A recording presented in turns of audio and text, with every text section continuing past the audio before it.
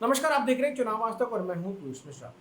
2024 लोकसभा चुनाव के नतीजे आने के बाद से ही भारतीय जनता पार्टी में बैठकों और मंथन का दौर लगातार जारी है। पार्टी इस बात पर विचार विमर्श कर रही है कि क्यों जो पार्टी लोकसभा चुनाव से पहले ये दावा लोगों के बीच में जाकर करती थी कि उसकी खुद की 370 से ज्यादा सीटें आएंगी और एनडीए 400 पार आएगा, वो पार्टी 240 पर सिमट गई और ये स्थिति रही कि पार्टी खुद अपने दम पर सरकार बनाने में नाकाबिल रही और बाद में एनडीए घटक दलों के समर्थन से एनडीए की सरकार केंद्र में बनी और प्रधानमंत्री नरेंद्र मोदी तीसरी बार प्रधानमंत्री के तौर पर उन्होंने शपथ ली। अब इसमें सबसे बड़ा कारण जो निकल के आ रहा है वो ये कि जिस तरह से मनमुटाव बीजेपी और आरएसएस के बीच में रहा, उसकी वजह से बीजेपी की ये हालत हुई। हालांकि कई सूत्रों ने हमको ये भी बताया है कि स्टार्टिंग के 2 फेजेज में ही ये चीज साफ हो गई थी कि आरएसएस बीजेपी के साथ खड़ा हुआ नजर नहीं आ रहा है, क्योंकि बीजेपी के खुद के कार्यकर्ताओं को ये फीडबैक मिला था, बीजेपी के नेताओं को ये फीडबैक मिला था कि जो पन्ना प्रमुख पार्टी की तरफ से नियुक्त किए जाते हैं, जो ज्यादातर आरएसएस की तरफ से होते हैं, वो पार्टी की मदद फिलहाल नहीं कर रहे हैं। पन्ना प्रमुखों को संगठन ये जिम्मेदारी देता है कि वोटर्स को ज्यादा से ज्यादा संख्या में घर से निकाल कर उनको वोट कराया जाए, पार्टी के पक्ष में वोट कराया जाए, लेकिन वो प्रक्रिया होती हुई नजर नहीं आ रही थी और इसीलिए हमने कई जगह देखा कि कैसे वोटिंग परसेंटेज भी काफी कम हमको देखने को मिला। ना सिर्फ शुरू के 2 फेजेज में, उसके बाद भी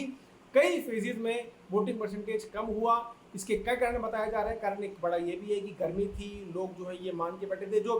बीजेपी के समर्थन वाले लोग थे, जो बीजेपी को वोट करना चाहते थे, मोदी को वोट करना चाहते थे, उनको तो ये लग रहा था कि क्यों घर से बाहर निकले, कि क्योंकि मोदी सरकार तो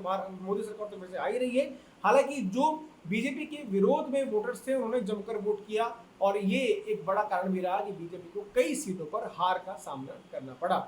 अब जो आरएसएस और बीजेपी के मनमुटाव की बात है वो निकलकर प्रमुख तौर पर आ रही है, क्योंकि आरएसएस चीफ मोहन भागवत ने भी एक बड़ी बात कह दी। उन्होंने कहा कि अगर आप शासक हैं तो आप में अहंकार नहीं होना चाहिए और शासक अगर शासन कर रहे हैं तो शासन भी मर्यादा में रहकर करना चाहिए। और इस तरह की बातें जो हैं अब मोहन भागवत के अलावा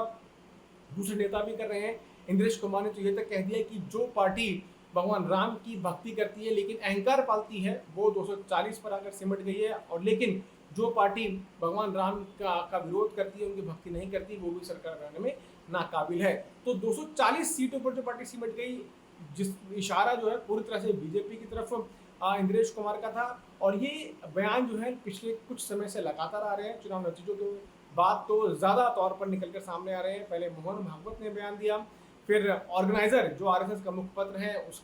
उसमें एक लेख लिखा गया, रत्न शारदा जो एक ऑथर है उनके द्वारा, वो आरएसएस की बात पहले काफी समय से करते रहे। उन्होंने भी ये कहा कि आरएसएस ने तो अपना काम किया लेकिन भारतीय जनता पार्टी ने अपना काम नहीं किया, और कई जगह पर जो बीजेपी के कैंडिडेट्स थे वो आरएसएस से संपर्क तक नहीं किया उन्होंने, वो पूरी तरह से इनएक्टिव थे। उनको ये लग रहा था कि मोदी के नाम पर वो चुनाव जीत जाएंगे। तो इस तरह की बातें अब आरएसएस प्रमुख तौर पर कर रहा है। ये क्यों हो रहा है, इसके पीछे की कहानी भी समझने की जरूरत है। दरअसल चुनावों से पहले ही आरएसएस और बीजेपी के बीच में मनमुटाव की कहानी निकल के सामने आ रही थी। उस वक्त सूत्रों के अगर माने तो आरएसएस के नेता ये चाहते थे कि बीजेपी के नेताओं से उनकी बातचीत हो, वो ये समझें कि कैसे चुनावों में काम करना है, लेकिन इस तरह की कोई बातचीत नहीं हुई। बीजेपी ने आरएसएस से किसी भी तरह का कोई संपर्क नहीं साधा, और जिस तरह की मदद आरएसएस 2014, 2019 और कई आम चुनावों में, कई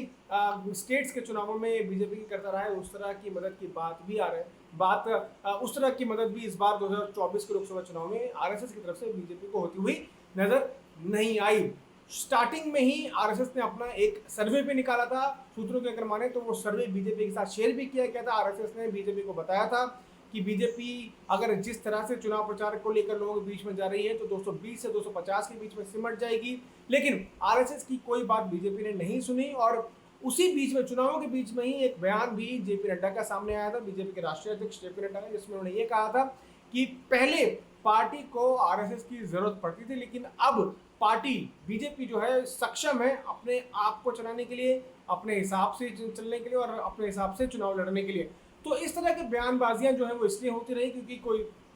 आपस में कोऑर्डिनेशन नहीं था, समन्वय नहीं था, और इसी चीज को रत्न शारदा ने भी अपने लेख में, ऑर्गेनाइजर में उठाया है। अब देखना ये होगा कि किस तरह से चीजें आगे बढ़ती हैं। आज इंद्रेश कुमार ने भी बड़ा बयान दे दिया है और हो सकता है कि कुछ दिनों में और भी बयान आए। इंद्रेश कुमार के बयान के बाद कई जो विपक्षी दल हैं वो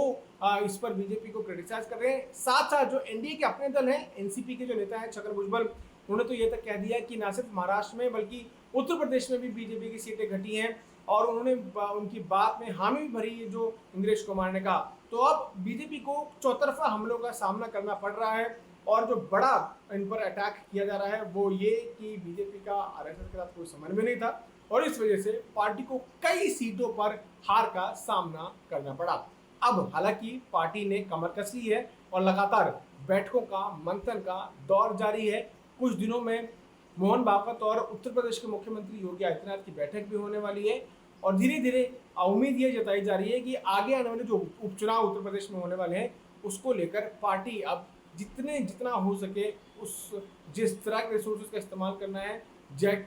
कैसे कैंपेन को आगे बढ़ाना है, इन सब चीज़ों को लेकर पार्टी अब विचार कर रही है और आगे बेहतर तरीके से चुनाव लड़ने की तैयारी में है। दिल्ली से मैं पीयूष मिश्रा, आज तक के लिए।